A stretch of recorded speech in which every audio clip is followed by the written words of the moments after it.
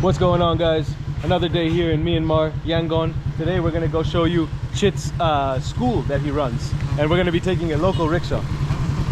Ingalava. So I'm gonna sit on the back side. So we're gonna sit back to back. Okay. I've never sat on a rickshaw like this. This is different. All right, guys. So we're off.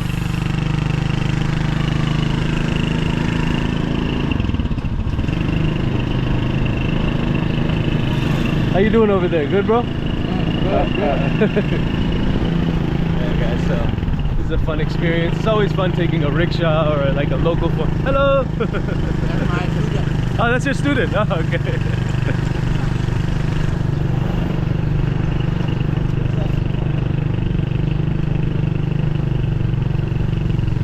So yeah, I've been invited to Chit's school.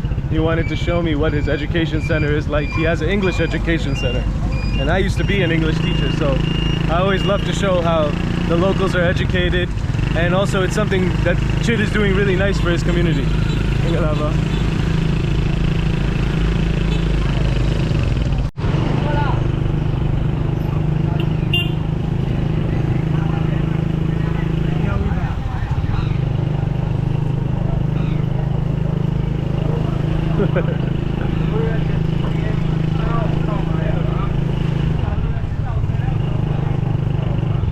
Alrighty, guys, we have arrived at the school.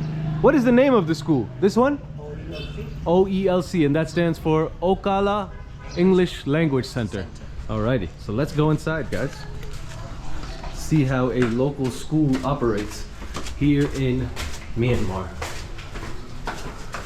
And when did you build the school? When was this, when did you start? 2.5 years ago. 2.5 years ago? Yeah. Okay. And how many students do you have? We have like 120 students altogether. Okay. Hello. Oh wow, so many students are here. Hello. Ingalaba. Hello. All right. Yeah. So, hello everyone. Hello. How are you guys doing? Pretty good. Pretty good. Very good. Okay. All right. So we got to go around and meet everyone. So everyone. How many students are here? So this is all the students. Oh, this is the teacher. Nice to meet you. Mingalava. Yeah, Chen. How are you? Nice to meet you. Yeah, nice to meet you. You are the... President. So I'm the president Okay. of the class, apparently. Very nice. And you also are a teacher as well. Yes, I am. Yeah. How long have you been a teacher? I've been a teacher since 2014, but I've always been a tour guide until the pandemic. Okay. And then and then I started teaching again. Awesome. Till Okay. now. Okay. Yeah. And what do you? Is this your passion? Yes, it is. Okay. Yes, it is. What is it about? Because I used to be a teacher also. Oh, really? I was an English teacher and also an international school teacher. So what is it about teaching that you love? Especially working with the students. I mean, talking to the students, and I always feel like I'm still young. Yeah. That's You why. are young. I'm 29. Oh, you're still young. But my students are around. I mean, mostly teenagers, and I feel like I'm a teenager. And they most of keep the you time. young. Yes. I agree. Sure. Because when I was a teacher, I also felt that. Yes. And so, are these all the students in the school? As it is cloudy today, Yeah. so my students come to the class according to the weather. As it is cloudy today, so about 10 students Okay. disappeared. Disappeared. But maybe if the weather gets better, then they'll show up. Yeah. Awesome.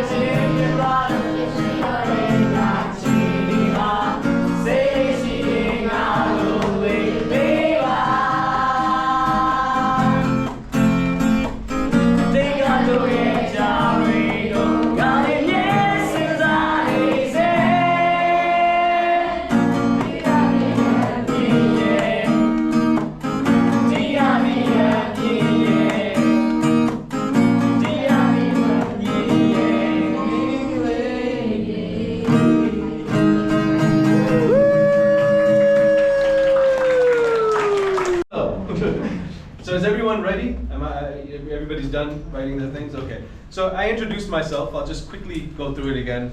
Myer is my name. By the way, all of you have to subscribe to my YouTube channel.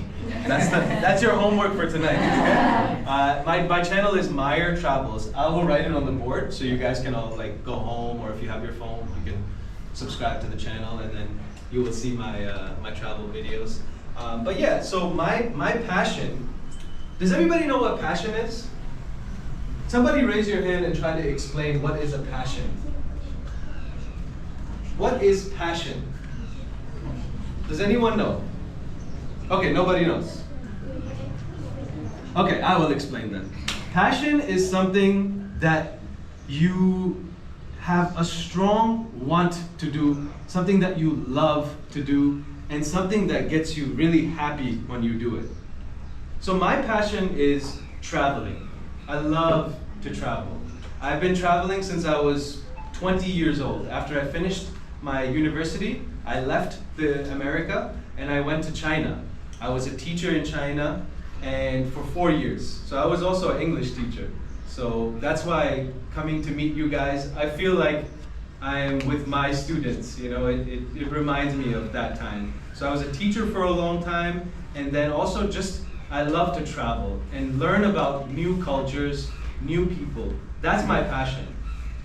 So I decided in my life, how can I do something that I love and also make money and make it my job? Because if you can make your passion your job, you will never feel like you are going to work. Do you understand? Yes. You know, everybody knows what I mean by that, right? So like if you find something that you love to do, like some people said they love to sing, some people said they love to play sports, somebody said coding.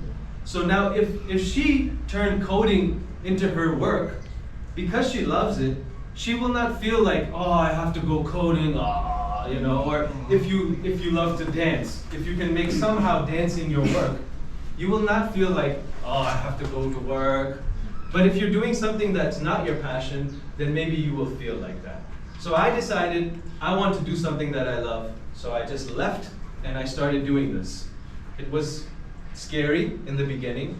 I was very scared because I left my family, my mom, my dad, my sisters, my brothers, and I left my country and I left my comfort. But now I'm very happy because I'm doing what I love. And I'm here today because of my decision. So thank you for having me. So now I think you guys have some questions for me. Yes?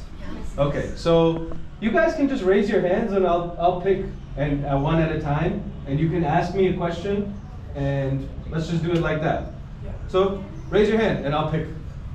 And say your name again because it's too many people, I won't remember. So say your name and then ask me the question. Okay. It's gonna be a little longer. Yeah. So. Okay, who is first? Who is number one? Okay. Okay. Your name? My name is Reina. Reina. Yes. And what is your question for me? So, what kinds of traditional food that did you taste? So far, here in Myanmar? Like all around the world? Around the world. Okay, so I have tried so many different foods in the last 1 year. When you say traditional, you mean like the real local food, right? From a country. So I'll give you one example. Something that I never tried in my life. It was in the Philippines. It's something called balut. Have you guys ever heard of balut? No. So balut is basically, it's an egg, right? It's like, you know when you take an egg and you put it in water and boil it, and you can open it and then eat the egg? The difference though with balut is that it's already a baby growing inside the egg. Ugh, I know. I also felt like that. I have a video on YouTube, you can watch it. It's called The Most Disgusting Street Food in the World. Because for me, I never tried anything like this, you know, this was so different. So the egg has, so basically, pretend like, they call it a fetus, an embryo. So it's a chicken, but it didn't become a full chicken yet. It didn't hatch. So they take the chicken and you are basically eating an unborn baby of a chicken. That was the craziest traditional food. And maybe you're thinking, oh, maybe they don't eat this too much. No, the Filipino people, they can eat 4 or 5 of this in one time. Every day they eat it. So it's a very, very crazy. But that was one of the local foods that I tried that was so different for me. But I try all kinds of food. Even here in Myanmar, I'm going to try many different foods, local foods. What do you recommend to try in Myanmar? What local food do you recommend?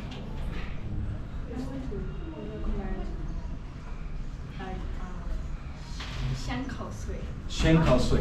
And It's kind of noodle. noodles? Okay. Shen Kao Sui. So let's keep that in mind. Yeah, because we are going to this place. You know, Shanghai Sui is really popular in Inle Lake because Inle Lake is Shan State. So Okay. you get the best Shanghai Sui Perfect. in the world. Perfect. Sounds good. Thank you so much for the recommendation. Okay.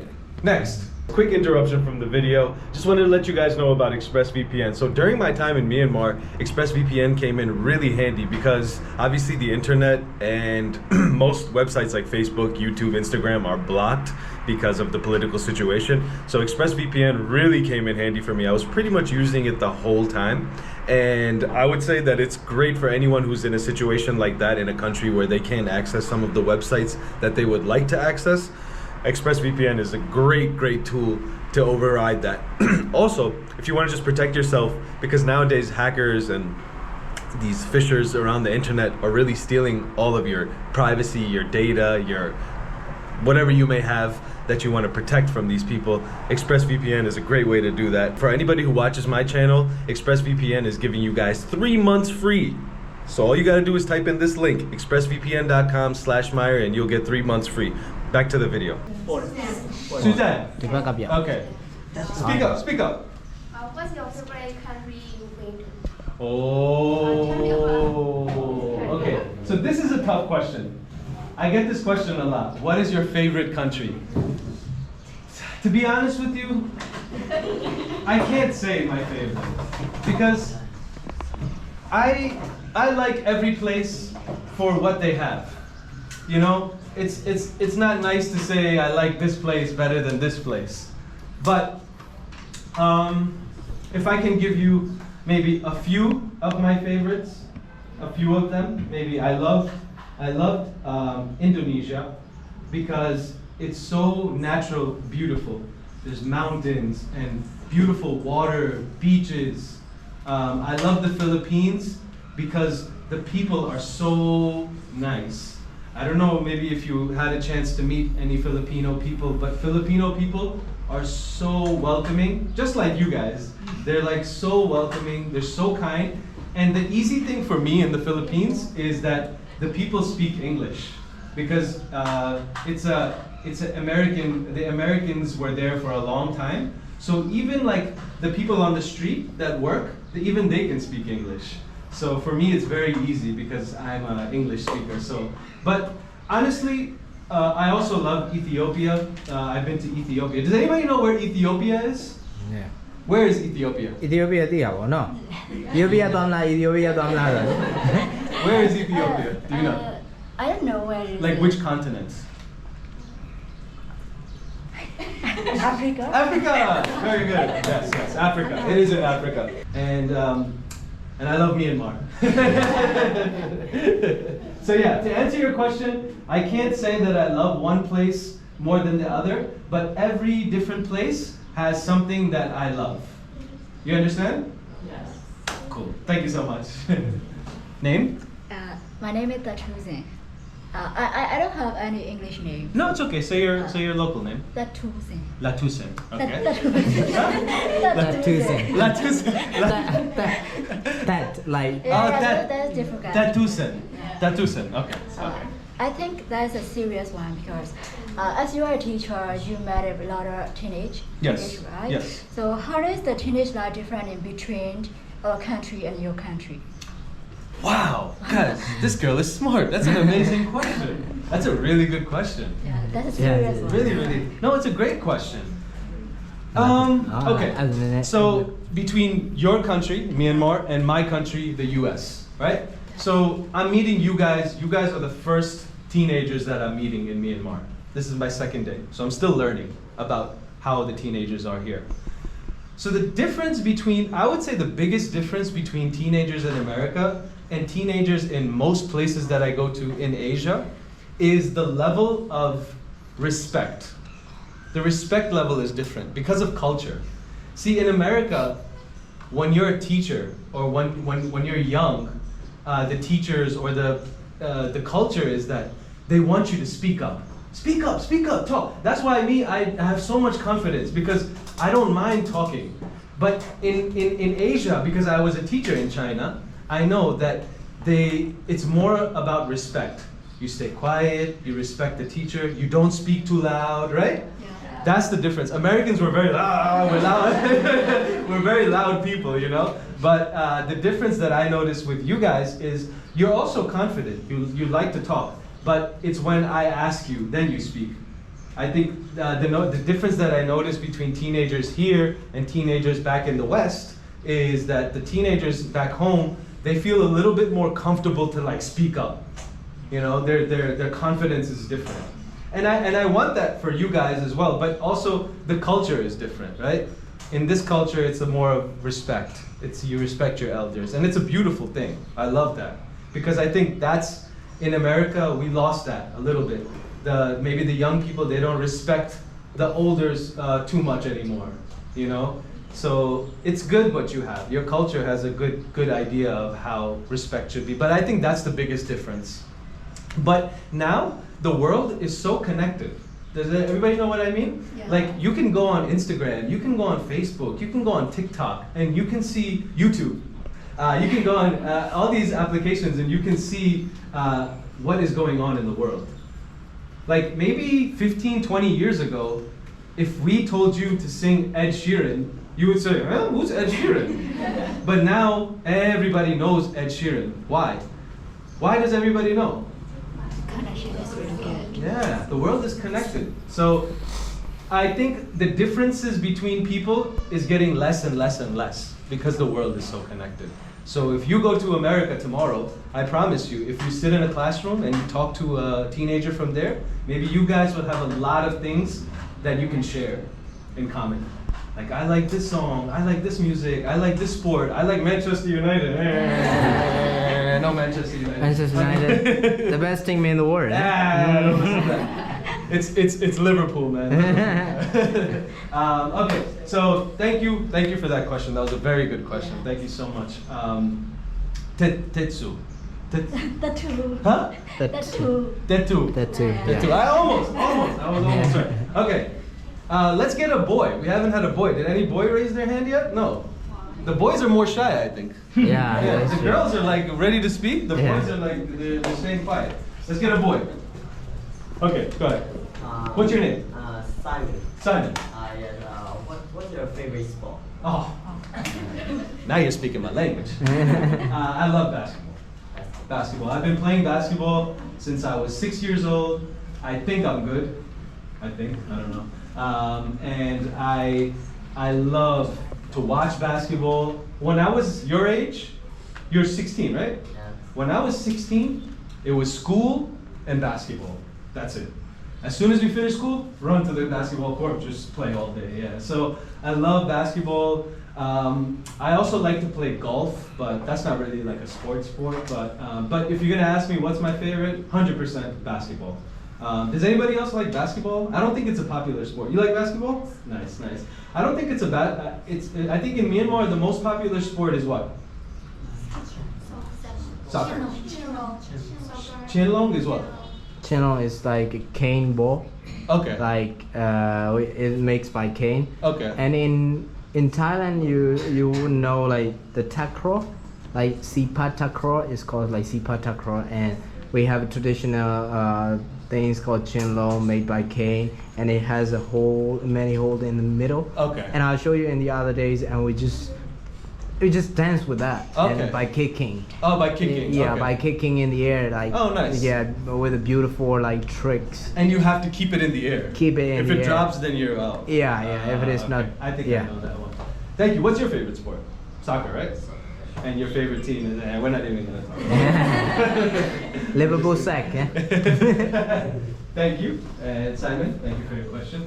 So, guys, thank you so much for all your questions. Honestly, it's been such a pleasure being here with you guys today and learning about all of you, learning about how it is to be a teenager here in Myanmar. And I hope that you guys had a good time. I really enjoyed it. So thank you so much. Thank you so much. And if there's any other questions that you guys want to ask before I leave, feel free. If not, thank you. And I hope that we meet again at some point. I was actually telling Mr. Chit that I would love to maybe do like even if we can do like an online class, maybe I would love to like volunteer and maybe we can do like an online class because I'm not in Myanmar all the time, but if I can maybe do like a volunteer class sometimes, and if you guys want to like have a class with me, I would like to do that for you guys. You know, we can just sit down and we can just talk to each other. To me, the best way to learn English is to speak it, not to read it in a book. Not to constantly, yes, you need to read, you need to write, but the best way to learn English is to speak. Yeah. So if you really want to learn, speak with each other in English sometimes, and get a friend overseas maybe who speaks English, a pen pal we used to call it, but now you can meet people on TikTok and talk to them, whatever. But speak it. So I would love to do something like that with you guys, but thank you so much, guys. Thank you so much. How do you say it again? Jisutinba. Thank you. Okay, give a round of applause. And everybody, subscribe to Myer Travel. Like and subscribe. Okay. Thank you guys. Thank you so much. Traditional building, then I'll convention will always love percent, 100%. Okay? When you say I always get up at 8 o'clock, I always get up at 8 o'clock. So you always do that. That's 100%. There's no exception, okay? And then usually 80%. You can say like around 80 or 90%. So I usually get up at 8 o'clock. But today I don't have anything to do, so I'm just gonna get up. I just got up at 9 o'clock. Okay, good. Time to go, but we had such a good time here with this class. Again, guys, thank you so much. Cheese. No, I'm just kidding. No more cheese. No more cheese. All right, guys. So this is an experience here in a local school in Myanmar. I had such a wonderful time. Got to see the sentiment of the children and see how they feel, and they asked me such great questions. It's always nice to see how the youth are and what their experience is like. And this is what a local school looks like here at English Center. As you can see, this is my view. The clouds are upon us here in Yangon. I'm gonna wrap this video up here, guys. Remember, continue to learn, continue to grow. And there is no growth until you leave your comfort zone. And I'll see you guys on the next one. Peace out.